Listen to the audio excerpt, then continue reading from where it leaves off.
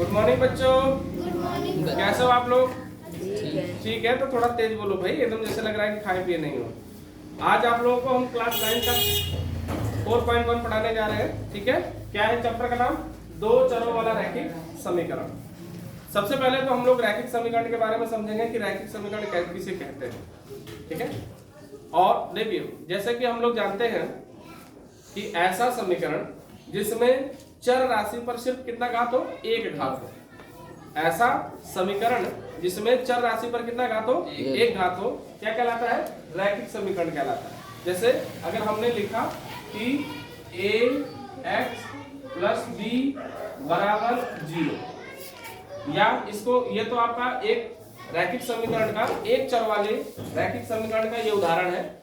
अगर हम इसको इस तरह से लिखें, 2x प्लस बी के जगह भी कोई अंक रख लो, 3 बराबर कितना? 0।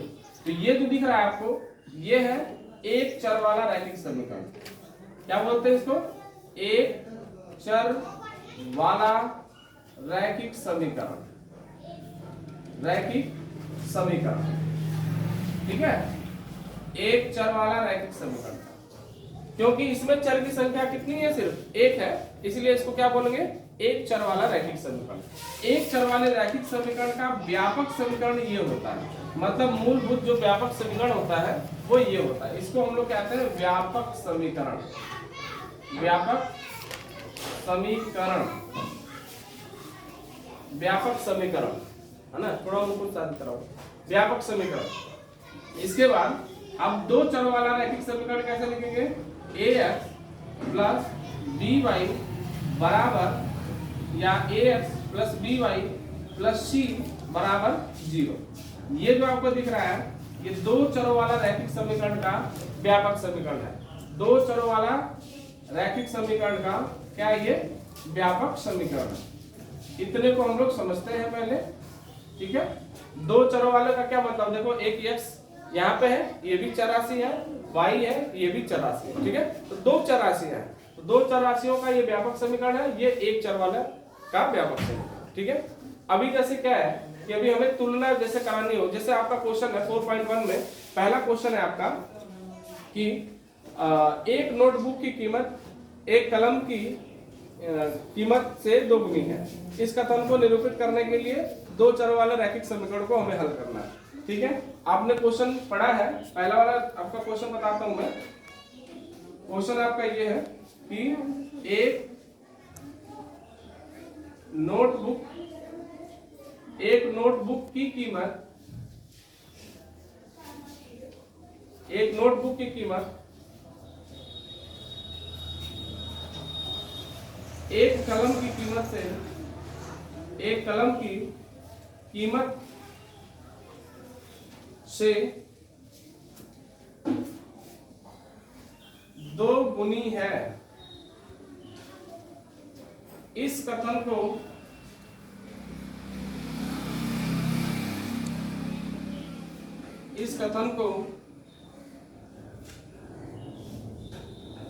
निरूपित करने के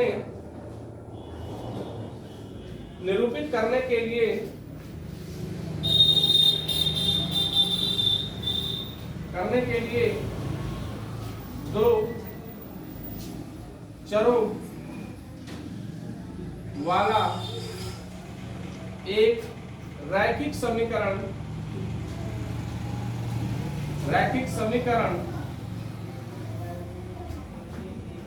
लिखिए, ठीक है। ये क्वेश्चन है, एक नोटबुक की कीमत एक कलम की कीमत से दोगुनी है। इस कथन को निरूपित करने के लिए दो चरों वाला एक रैखिक समीकरण को क्या करना है? निरूपित करना है। सॉल्व करने में हमें करना क्या होगा? ध्यान देना है। एक नोटबुक की कीमत कलम की कीमत से इतनी है, मान लीजिए, माना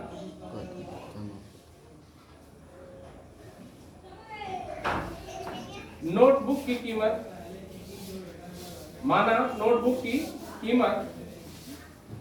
बराबर कितना मान लेते हैं? x मान लेते हैं, ठीक है। और एक कलम की कीमत,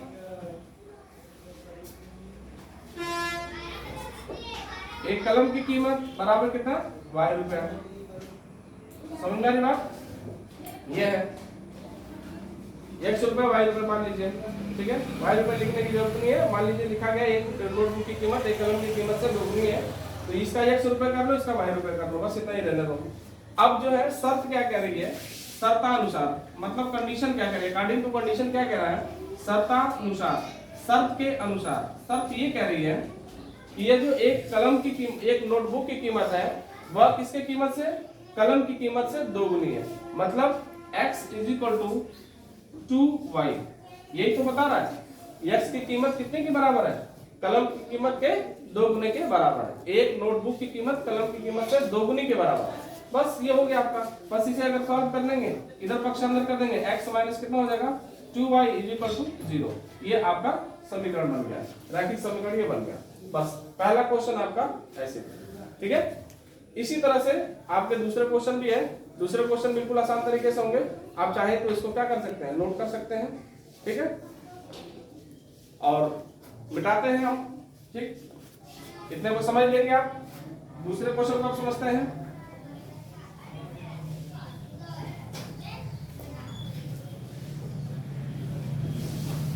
ठीक है, देखिए दूसरा क्वेश्चन है इसमें, सेकंड वाला, कि रैखिक समीकरण को आपका दिया है कि ax + by + c = 0 है।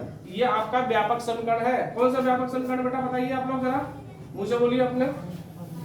दो चरों वाला रैखिक समीकरण का ये व्यापक समीकरण है। क्या है ये, दो चरों वाला रैखिक समीकरण का व्यापक समीकरण। इसी के आधार पर इसको लिखना है। अब आपसे ये कह रहा है कि ये बताइए निम्नलिखित रैखिक समीकरणों में ax + bx + c = 0 के रूप में व्यक्त कीजिए और प्रत्येक की स्थिति में a, b और c, मतलब a, b और c का मान हमें निकालना है। जैसे आपका इसमें पहला क्वेश्चन दे रखा है कि 2x + 3y = 9.35 पे बार लिखा हुआ है। बार का मतलब होता है कि 5 कई बार है, इसी तरह से चलता जाएगा, ठीक है। अभी हमको करना क्या होगा, इनको हमें इधर पक्षांतर कर लेना होगा। 2x + 3y - 9.35 पे बार, अब इधर लिख देना होगा